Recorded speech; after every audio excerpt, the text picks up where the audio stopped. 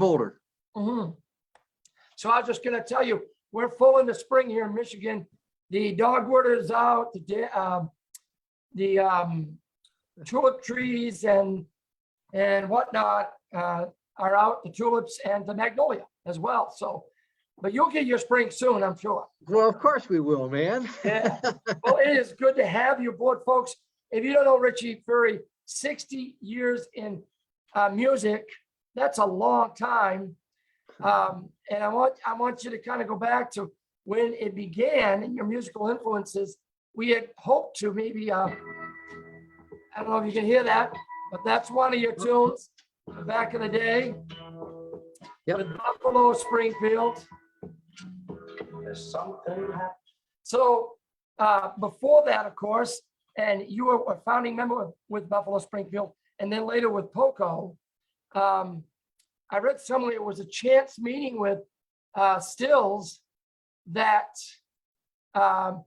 you got together with him, and there was a group that you had formed, and then you came on board with the other members, Neil Young and Dewey Martin, Bruce Palmer, yes, and that there was a lot of music going on at that time across our country. We had the Southern rock kind of style of music out of California. So just take us back to the beginning years when you grew up in your home. I read that your dad was a country music fan. Yeah, I think I would like to say that. You know, I was 13 when he passed away. He died at 45 of an aortic aneurysm and all. But what I remember from him, he liked country music, and that's probably where, you know, at least the roots got sunk in me somewhere. You know, I mean, I wouldn't say that I'm totally country. You know, anybody that's listen to my the discography, all, you know, I mean, but country music is certainly one of my influences, and I think that had to come from my dad. Yeah. Yes. And we all know that how country kind of segued into blues and rock and roll. A lot of music owes its genesis to country roots, Southern gospel roots. And so as you grew up listening to that and you get into the rock and roll scene, what kind of musical influences inspired you besides your dad playing country music around the house? Well, certainly it would have been what I heard a lot of, and it was the people that I would probably classify more in the rockabilly genre of music. I think of Carl Perkins and Gene Vincent and Buddy Holly. I mean, even Elvis Presley early on, you know, and then went on to Ricky Nelson. But I mean, it was that type of music. I always liked that kind of rockabilly, you know, had a little edge to it, you know. Yes. And when you first picked up a guitar and began to play, what age? Well, I asked my parents for a guitar when I was 8 years old. 8 years old. And I remember going down to the you know, to look under the Christmas tree early on that Christmas morning, and I saw in the shadows, you know, a guitar under the tree, and my heart just started to beat, you know, and I went up and got a little closer, and all of a sudden my heart sunk, and it sunk because, well, it was a puke green guitar with cowboy scenes on it. It was a gut string guitar. You know, I'd give I shouldn't say I'd give anything. I sure would love to have that guitar today, but I grabbed it and marched it upstairs to my parents' bedroom, you know, and I said, I want a real guitar. I mean, I was just, I guess, a brazen little kid right then, you know, and never satisfied. But, you know, we worked that out, and I finally got a real guitar. It was kind of a challenge. We went down to Morelli's Music Store in Springfield, Ohio, and looked at some guitars, and, you know, I could barely get my hand around the neck, you know, and so they were my parents were reluctant to even, you know, purchase it for me. They were very nice in that regard, that they, you know, were willing to even look into that. And so they brought the music teacher in, and she said, well, let's just give it a try and see how it goes. And so, you know what, I was able to put my mind to it a little bit. music lessons and all of that didn't really settle in with me. But yeah, I got the guitar, the first guitar when I was 8 years old. And Rob, I'm a lazy guitar player. I admit it. I'm a rhythm guitar player. I'm not a lead guitar player by any stroke of the means. You know, if I have to write a line out, I can do that, you know, and I can play it. But as somebody says, take it, you know, take it where, man? I'll be playing jazz. So, but your love for music and you continue to discipline yourself to play the guitar. Did you get involved in choir, chorus in high school? And what are some of the influences musically that began to come into your life that you thought, I can make a career of this? Well, it certainly, you know, where I started off, you know, to really think about a career, it certainly didn't start in high school. I liked music. There was no doubt about it. I got into the high school dance in junior high when I was actually doing doo-wop music with the upperclassmen. You know, there's some great upperclassmen, and so you know there was a whole other genre then of music. You know that I was really I like Dion and the Belmonts or Little Anthony and the Imperials or you know, I mean just a bunch of different musical influences. But you know, I was really into sports. More so than music in high school. And it wasn't until, you know, I left for college that I traded in that guitar that I got when I was 8 years old for a Martin D28 because everybody was playing these acoustic guitars now. And it was like, you know, the people that I was watching then, you know, they had that nice Martin guitar. So I traded it in on a Martin D28. And went off to college up at Otterbein College in Westerville, Ohio, and met a couple of guys. I actually won the freshman talent contest singing "They Call the Wind Mariah," and as an old Kingston Trio song. And Peter, Kingston Trio, yeah. And we just started a little folk group, and you know, it just developed from there, going around kind of serenading the sororities and doing things on campus at college. And that's when music really started to let me backtrack just 1 minute, because there was that gap in high school. But back when Ricky Nelson and Ozzie and Harriet was on when I saw Ricky Nelson sing Bebop Baby to David's kid, I'm sure it was David's first baby, his brother's baby. And when he was singing with an acoustic guitar, and then all of a sudden on the last verse, it went to the high school gymnasium. And there he was, man, with James Burton and Joe Osborne, and it was like, oh my gosh, that's when it was really stuck on my heart. I'd like to do this, but then it kind of went away, you know, because that wasn't what was popular to do when I was growing up in this little town of Yellow Springs, Ohio. It was more, you know, you played sports, you know, and we only had 3 sports to choose from in my school. We had baseball, basketball, and track, and that was it, man. It was such a small class. But then when I got to college, you know, then it started to materialize, because, you know, when I went to college, I thought maybe I wanted to be an actor. And my roommate came as an actor too. And, you know, we both tried out for the play as freshmen. And, you know, after the tryout, you wait for a couple of days and you go down to, you know, to the school where they put up on the bulletin board, you know, the part that you got in the play. And man, I looked right up there at the top, man, and there was my roommate. He got the lead in the play, man. And so I started going down the list, you know, looking in a chorus. I found my name in the chorus. And so I decided, well, you know what, man, maybe acting and drama, and this isn't my bag, you know. So, you know, it just developed from there with my friends Bob and Nels, Bob Harmelink and Nels Gustafson. And that's when we just started to make harmony together. These guys were wonderful singers.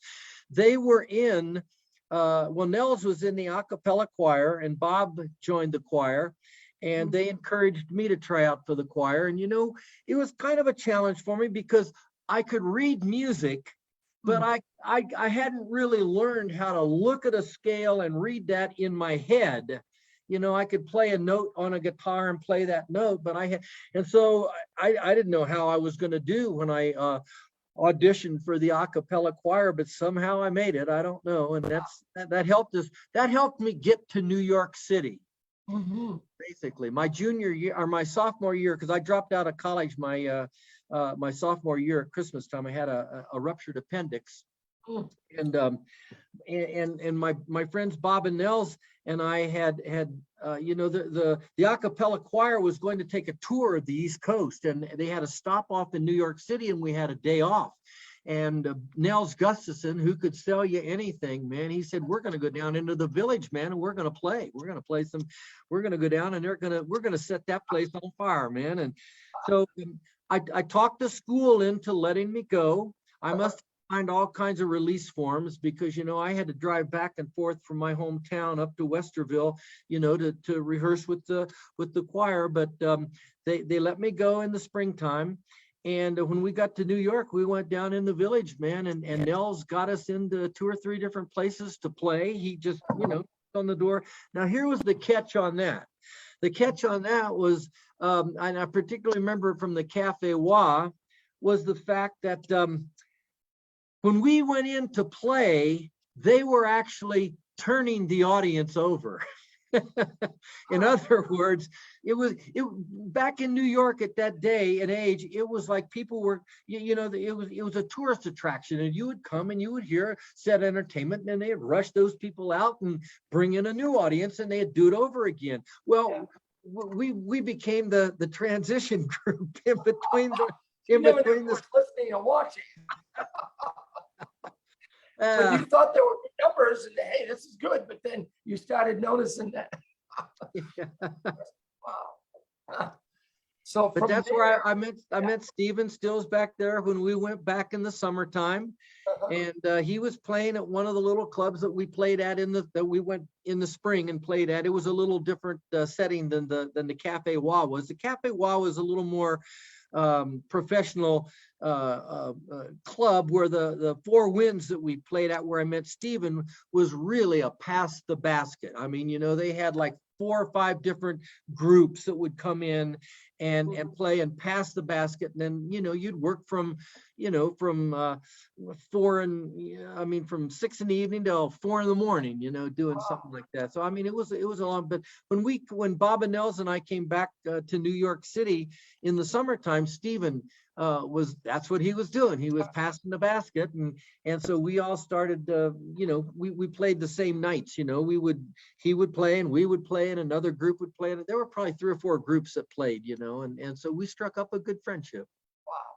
And so you and Steven Stills, how did you connect with the other members of the band that you were to form with Buffalo Springfield? Well, there's a little bit of history.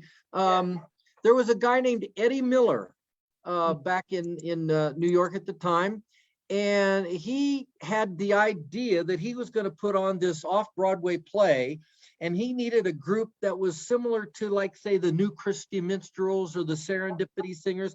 And so there was another group down the street that actually had a you know, they had a bass player and a banjo player and a guitar player and a girl singer.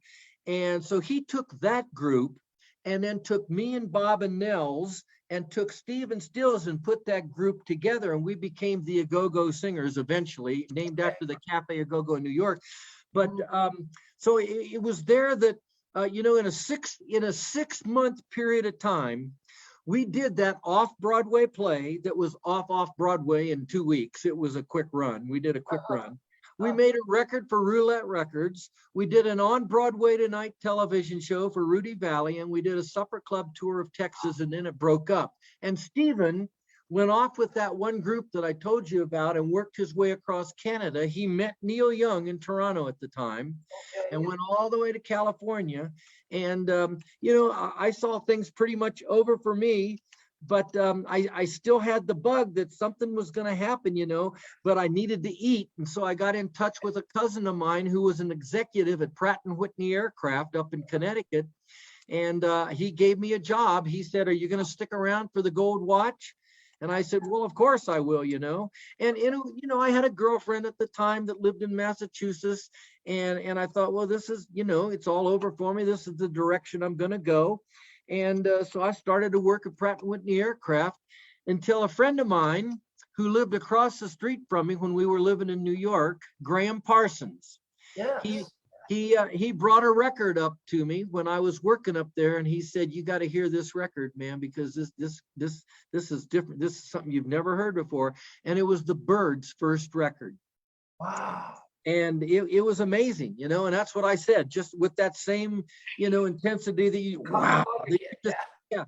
And so it was right then, and I said, okay, I got to get a hold of Stephen. I got to find out where he is. Well, the only address that I had for Stephen was the address for his dad, which was in Central America. He was in El Salvador. Yeah. And so I wrote him a letter, and I said, you know, give me Stephen's address or how I can get in touch with him in California. And you know, man, I waited and I waited and I waited, and it seemed like it was never going to come back. And finally, I went to the mailbox one day, and there was the letter, not enough postage. Oh, you're kidding. No. And this was way before cell phones and computers and all that other stuff. So I put a stamp on the letter, another stamp, you know, and sent it back. And sure enough, his dad got in touch with me, and I got a hold of Stephen, and Stephen said, come on out to California. I got a group together. All I need is another singer. And I said, let me take care of my affairs here in Connecticut, man, and I'll be out there. And so that's how I went out to California. But when I got to California, there was no group. It was just me and Stephen. It was Stephen, right? Yeah. Was- So, Have but a Stephen, group, or go ahead.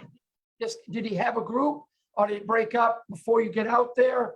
I know that you eventually did, but Yeah, no, he didn't. He didn't have a group. He put the lure out there, man. And I said, and I took it, man. And you know what? It was kind of amazing. Stephen and I just had this conversation about 2 months ago. You know, we were doing an interview, and I kind of brought it up, and he couldn't even remember. I had come down from New York to hear him do a band in New York that was kind of like formed after the Lovin' Spoonful. It was kind of like that type of a jug band music, you know. And I'll tell you what, it was terrible. It was awful. It was so bad that Pratt and Whitney aircraft sounded better to me than that music. But there I was in California, and it was like, oh boy, what's going to happen now? But you know what looks like sometimes such a, man, this is not a good scene. It was the best thing that could have ever happened to us, because Stephen and I sat in a little apartment across from each other, and we started learning all of the songs that Stephen had written that ended up on the first Buffalo Springfield record. We learned how to sing together, harmonize together, phrase together. We learned how to do that, and that became an important sound for the Buffalo Springfield. exactly. Wow. And then, so how did you pull in the other members? Was it just epiphany, serendipitous, kind of providential coincidence? Well, you know, people have heard the famous story, which is true. I mean, we were coming back on Sunset. We'd gone down with a friend of ours, Barry Friedman, Stephen and I, and we were on Sunset Boulevard heading east, back to our little house, and there on stuck in traffic right in front of this little place called Ben Frank's, which was a restaurant. Traffic slowed down, and there was a hearse with Ontario, an old hearse, not a brand new hearse, but an old funky, you know, hearse. And Stephen or I or somebody said, man, that's Neil Young. And we right in traffic on Sunset Boulevard in Los Angeles, got out and we pulled into that parking lot, and that's where Neil had Bruce with him at the time. And a little bit later down the road, Chris Hillman and David Crosby helped us get a hold of Dewey Martin. And so there was the formation of, in short, that was the formation of the group. That's something. You were together how many years? I mean, there were quite a few albums that you put out. 2 years. 2 years. That was it. And then what precipitated your move from Buffalo Springfield to developing the group Poco? Well, you know, because of my relationship that I felt like I had with Stephen, because, you know, there were 9 people in and out of Springfield in those 2 years' time. So, I mean, it was like 2 steps, 1 step forward and 2 steps back. I mean, we could never get momentum. It just didn't happen. And I said, as long as Stephen was in the band, I would be in the band. Mhm. And when Stephen decided to, you could just sense it's over. Neil was in and out of the band so many times. Bruce was having trouble. He couldn't keep it together. And I think Stephen got a little frustrated, and he, you could just sense it was over. The bass player, the last number 9 guy in the band, was Jimmy Messina. And Jimmy and I, we struck up a friendship. Jimmy and I did, and we just, we kind of talked it through, amongst ourselves, and just thought, hey, if it ever comes to an end, we're gonna put something else. We're gonna pick up the pieces, if you will, and move on. To coin a phrase. So Stills went off with Crosby and Nash, Right? and then you developed Poco. Now, can I ask you this question? I know that, and maybe I'll get my history about this wrong, but Timothy B. Schmidt was part of Poco, and he went to the Eagles. Did you ever play with Timothy B. Schmidt? Because I know Well, here's the deal. me out. Yeah, before Timothy ever joined the Eagles, we were looking, first of all, we knew the sound that we wanted. We wanted to have something that was more or less going to cross over between country and rock. Yes. Even to put together the rockabilly type of thing, or whatever. And so we knew that was the kind of band we wanted to put together. Well, I had already written and recorded Kind Woman, which was on the last time around Buffalo Springfield record, but we wanted to put a steel guitar on it to kind of, put it in that genre. And a road manager of ours suggested that we get a hold of this guitar player, a steel guitar player back in Denver, Colorado, who was young and was the best there was. And so we, sight unseen, unheard, nothing, we brought Rusty Young out to LA to do, to put his part on the record. And Jimmy and I just looked at each other and we, yep, there's the guy, man, let's get him. And Rusty told us then that he had a drummer that he played with back in Denver, George Grantham. So once again, we have the whole band together, except now it's not a drummer that we need, but we need a bass player. So there was another group in town called the Poor, and they weren't really doing very much. And Randy Meisner was actually the bass player in the Poor. And on the day that we auditioned Randy, we also auditioned another guy, Timothy B. Schmidt, to be the bass player. And so as it turned out, Randy got the job. And Timothy went back up to Sacramento with his group called Glad. And over a bunch of circumstances and things in recording the very first record, picking up the pieces, Randy, decided he wanted to, he didn't want to be a part of the band. He wanted to quit. He felt like he was being snubbed a little bit. And, so he wanted to quit. So it kind of left us with a 4-piece band. Jimmy didn't want to play bass. He wanted to play guitar.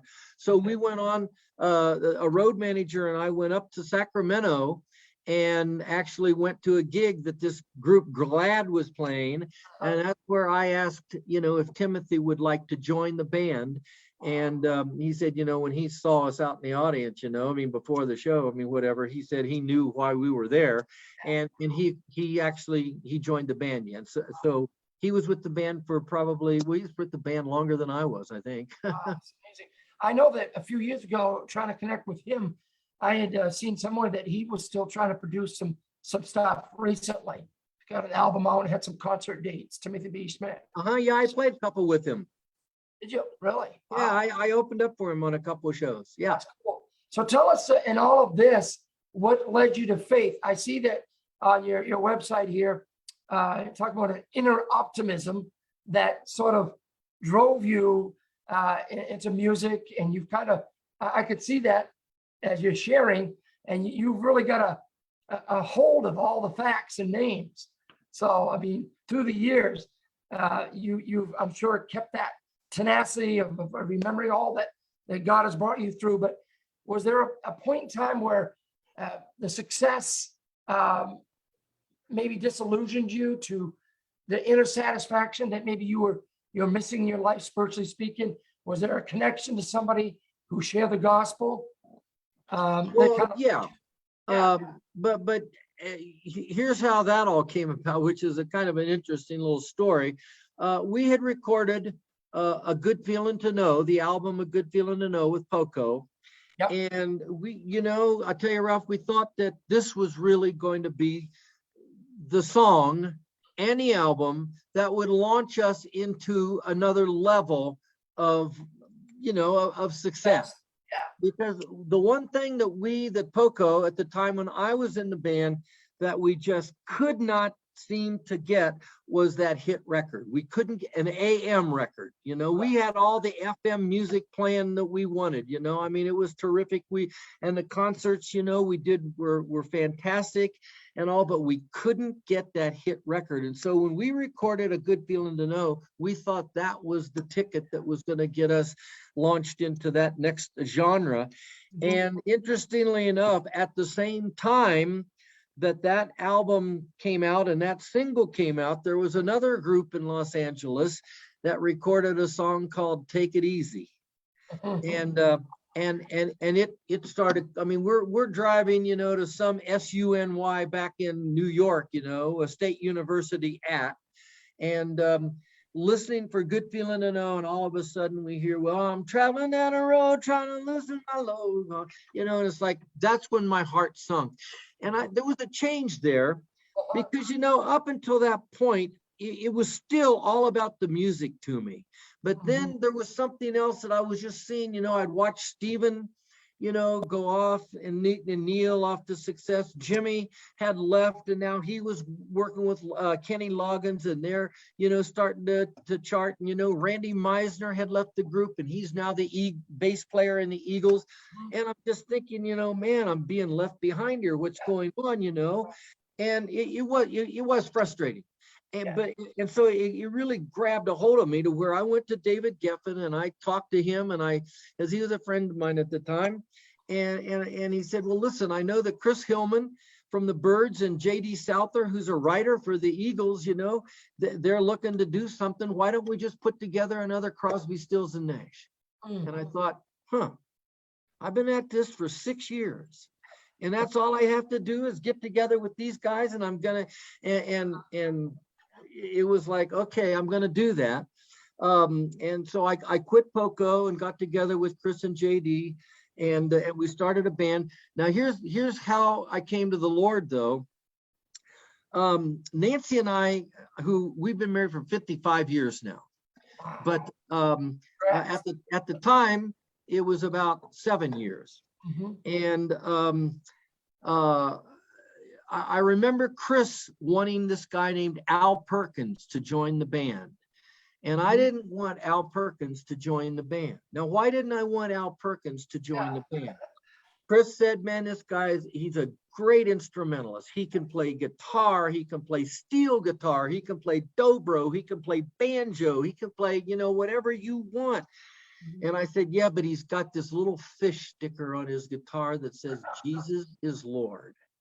Wow. Al could have been anything, but why at that point in time was I so adamant that if we had a guy in our band that was this quote unquote Christian who was an out front Christian with a Jesus sticker on his guitar, for goodness sakes, he was going to be what stopped us from becoming a successful rock and roll band because, people aren't going to buy into that.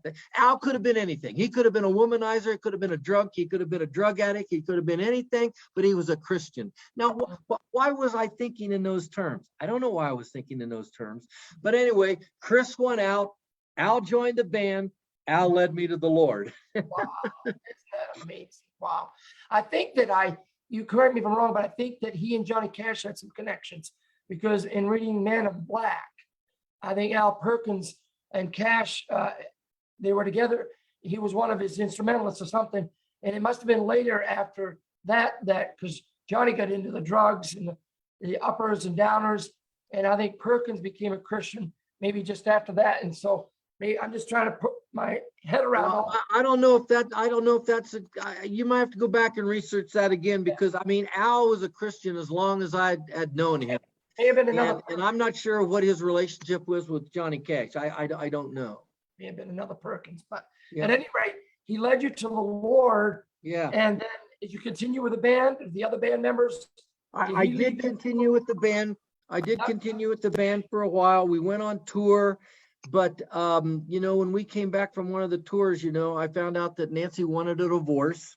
And man, it just really, it stopped me in my tracks to where there's when I had to start reevaluating life and what do I really want?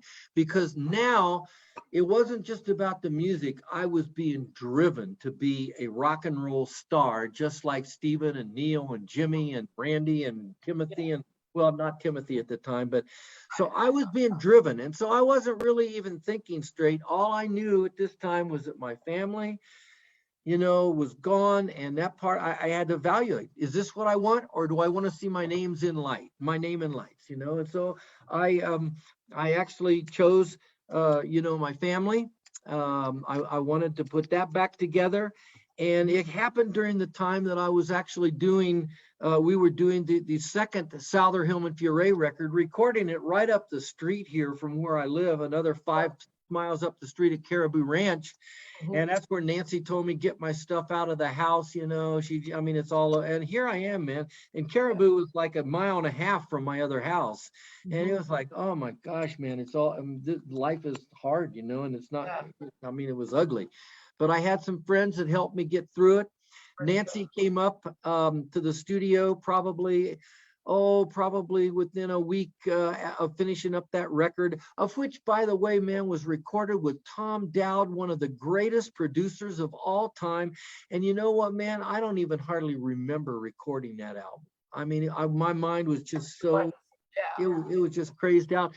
But Nancy came up, I would say probably a week and a half, 2 weeks before we were finished. And she said, oh yeah, your daughter Timmy would like to come up and see you.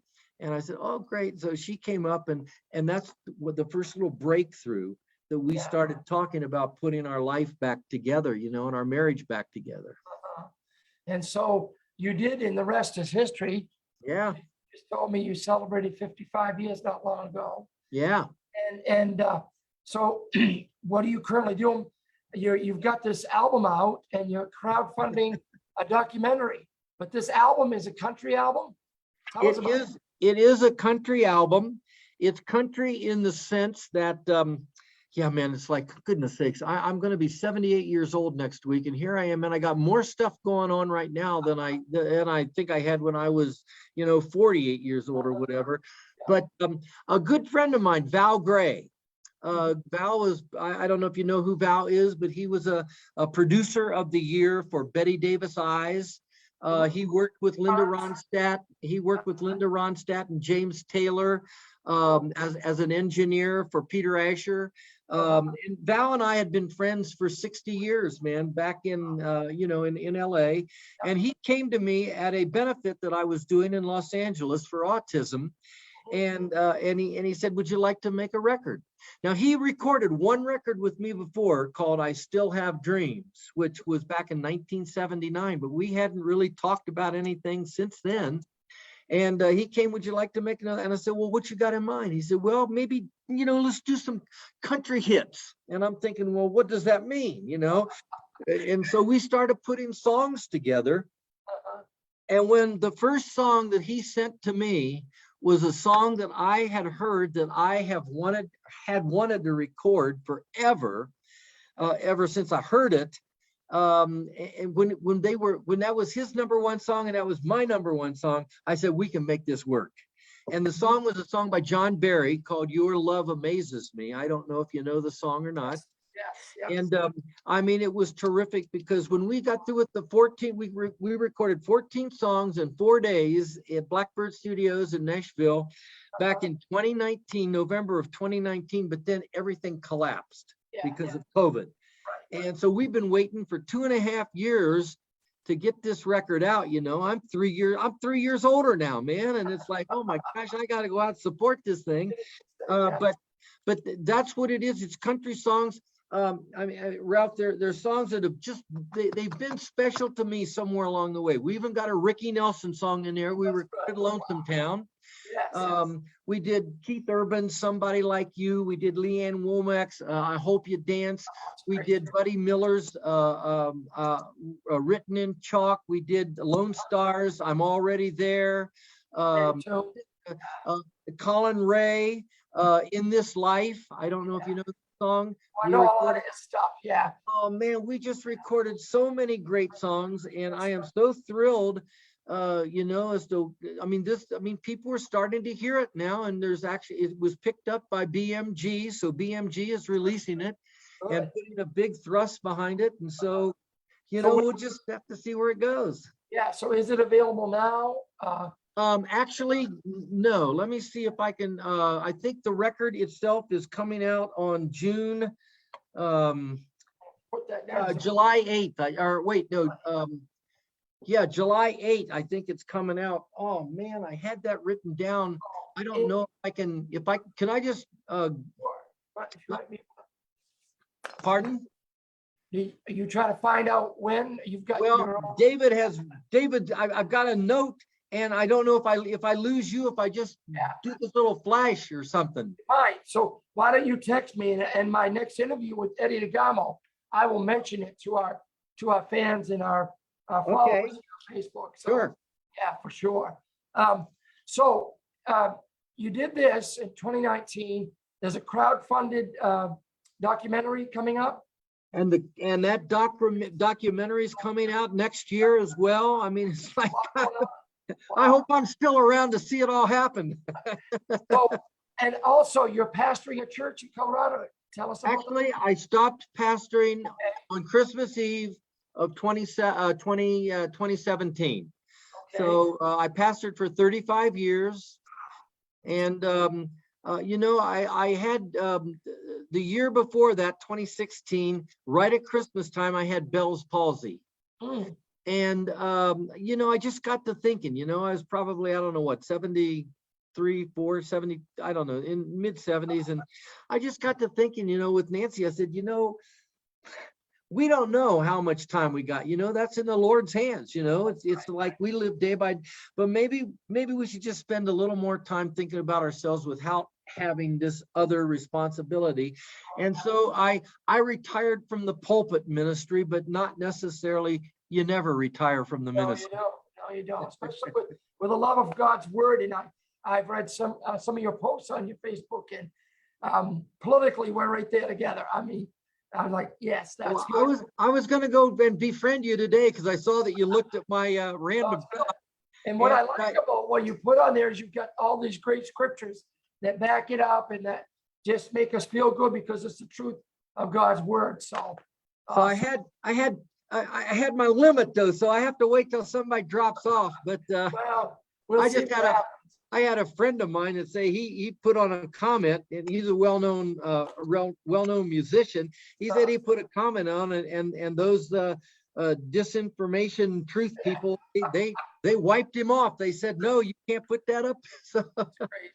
We are living in some really crazy times, aren't we? Yeah, we are. But we know who sits on the throne, and we know who's in charge. We know who's in control, and we know that he's coming again to straighten this mess up. Yes, he is. A whole lot of crap might have to happen first, but as long as we trust him. Listen, I want to pray for you. I gotta get ready for my next interview, but any need that I count it a privilege to pray for our guests, but for your health, did God ever intervene with your Bell's palsy? How's that going? It's going great. I mean, it was very, very smooth as far as that goes. I think I had it for maybe 6 weeks. I know people that have had it for 6 months or even longer. But I'll tell you, Ralph, what I need the most prayer for right now is that starting in June, I have got more tour back-to-back stuff that I have to do, and I just need a voice to be able to do it. I even get my first opportunity to stand on the Grand Ole Opera stage. Really? And I just really, I know that the Lord's opened these doors and he's allowed it to happen. And so I know he'll give me the voice that I need, but I've been used to doing one and done, and that's not going to work this time. Well, I want to tell you, if you're ever in Michigan, I've talked to Bruce Carroll, and I don't know if you're familiar with. Oh yeah, I know Bruce. He was great with us a few weeks ago. And I know he'd love to come up. We've got a big backyard behind our church. And I don't want to tease you now because, like I say, you've got lots of tour dates available, but we'll stay in touch through Messenger. Please, yes. Send me the information on the record. And let Okay. me pray for you, brother, okay? Thank you. Thank you. All right. Jesus, what a great time this has been just to get to know my brother, Richie. And thank you so much for just a colorful life and how you led this bold man, Perkins, to lead him to Christ years ago. And you knew the path that Richie was going to take. And thank you so much for saving his marriage and his family those many years ago. They say 55 years. Not too many people could say that. And if it hadn't been for that poignant moment of decision and choice that you led him to make, to choose family over fame, to choose God over self. Thank you, God. Bless him and give him voice, even as mine seems to be wearing out right now. Give him voice to be able to be up on that stage, and not just to like feel the adulation of crowds. Well, I'm sure Richie's over that already. But Lord, to be an influence and an impact to generations about music and about you more than anything. And we thank you for all these things. Thank you for our time together in Christ's name. In Amen. Jesus' name. Amen. God bless you, Ralph. God Love you. bless you, brother. Thank We'll you for stay in having me. We'll be in Yes. touch, okay? Okay, we will. Bless you. Bye-bye.